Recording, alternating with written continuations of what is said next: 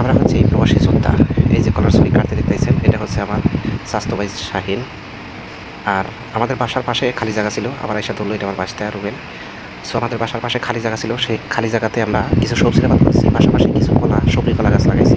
আজকে প্রথম এই সবজি কলার ছড়িটা কাটা হইলো। ঠিক আছে, আসলে এই চেষ্টা করলে দূরপ্রবাসে বসেও নিজের হাতে সবজি তৈরি করে খাওয়া যায় এবং কি আরও কিছু করে খাওয়া যায়, চেষ্টা করতে হবে। ঠিক আছে, আসলে চেষ্টা না থাকলে কোনো কিছু হয় না। চেষ্টা আসলে বিদায়ী। ওই যে কচু গাছ দেখতেছেন, পাশে দেখতেছেন কচু গাছ। এখানে কিন্তু শুধু একটা সবজি না, অনেক ধরনের সবজি আমরা আবাদ করি। সো আসলে অনেক আনন্দের বিষয় যে নিজের হাতে গাছ লাগায় সেই গাছ থেকে কলার ছড়ি কাইটা পাকায় খাওয়ার মজাটাই অন্যরকম। সো প্রবাসের মাটিতে আসলে যারা আসে তারা কিন্তু দেশের জিনিসগুলা খেতে পছন্দ করে। আর সেটা যদি নিজে হাতে বইনা খাওয়া যায় সেটা তো আনন্দ আরও অন্যরকম। যেমন কলা গাছ তরকারি এগুলো নিজের হাতে বইনা খাচ্ছি, অনেক আনন্দ সহকারে সবাই মিলে খাচ্ছি, অসাধারণ। সো যদি ভালো লাগে তাহলে ভিডিওটা লাইক কমেন্ট শেয়ার দিয়ে সাথে থাকবেন। তাইলে আমাদের মতো আপনারাও বাসার পাশে যদি খালি জায়গা থাকে এভাবে সবজির আবাদ করে খাইতে পারবেন।